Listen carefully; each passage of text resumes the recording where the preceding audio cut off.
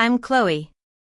I still remember the look on my sister Lily's face when the federal agents burst through the door. Her face went as white as a sheet, and her eyes were wide with shock and fear. It was a moment of pure, unadulterated comeuppance, and I couldn't help but feel a sense of satisfaction wash over me. It all started at my mother's funeral. My sister Lily was dressed in black, as was expected. But my daughter, Ava, was wearing my mother's diamond bracelet.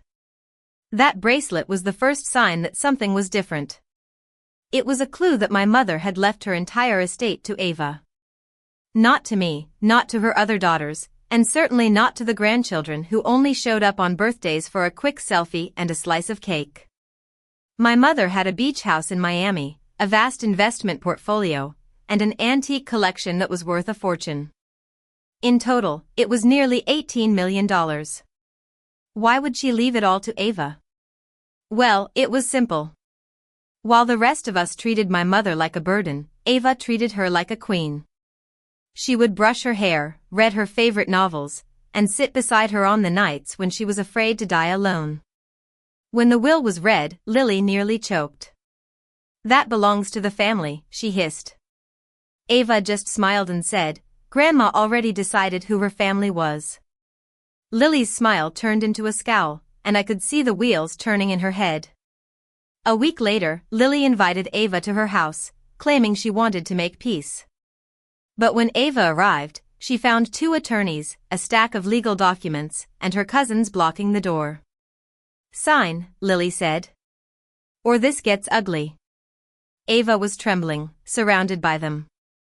She reached for the pen, but just as she was about to sign, the front doors exploded open. Federal agents rushed in, shouting, "Nobody move." The room froze, and I stepped in behind them. Lily's face drained of color. "What is this?" she demanded. I held up a folder. "A little surprise," I said. "You see, my mother wasn't just a kind-hearted old woman. She was strategic. Months before her death, she told me she suspected you had been stealing from her for years. So she hired forensic accountants. Those accountants had found everything. Forged checks, hidden transfers, and over $4,700,000 siphoned into shell companies. The inheritance wasn't just a gift to Ava, it was bait. The fake transfer documents that Lily had forced Ava to sign were enough to prove attempted coercion and fraud. As the agents placed Lily in handcuffs, she screamed, "This was supposed to be mine." Ava stood up, calm now, and slid the unsigned papers back across the table. "No," she said. "It was supposed to reveal who you really are." My mother was a shrewd woman. She had seen through Lily's greed long before any of us did. She knew that Lily had been taking advantage of her, and she decided to take matters into her own hands. She planned this whole thing, using the inheritance as a way to expose Lily's true nature. Lily had always been the greedy one in the family. Our parents, Henry and Rose, were hard-working people. Henry was a strict but fair man, and Rose was kind-hearted and gentle.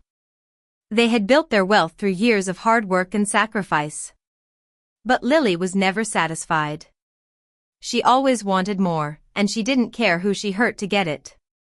Ava, on the other hand, was the complete opposite. She was kind, compassionate, and always willing to help others. She had a special bond with my mother, and she spent countless hours with her, making her last days comfortable and happy.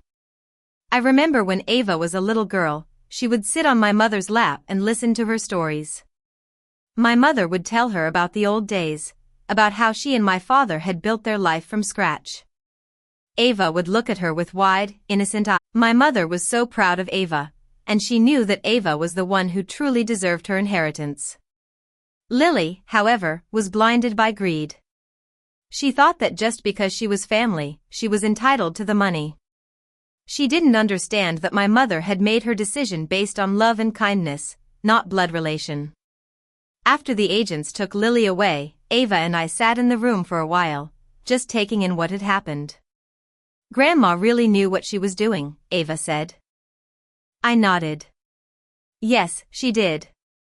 She wanted to make sure that justice was served. Lily lost everything. Her home, her reputation, and eventually her freedom. She was sentenced to prison for her crimes, and she would have to spend the next few years paying for what she had done. My mother got the last word from beyond the grave. She showed us all that sometimes, the sweetest inheritance isn't money. It's justice. And as I look back on that day, I'm reminded of the importance of kindness, compassion, and standing up for what's right. If you love stories where greed digs its own grave and karma arrives in high heels, then you're in for a treat. The world is full of these kinds of stories, and I'm sure there will be more twists and turns in the future. So, stay tuned, because the next chapter is just around the corner.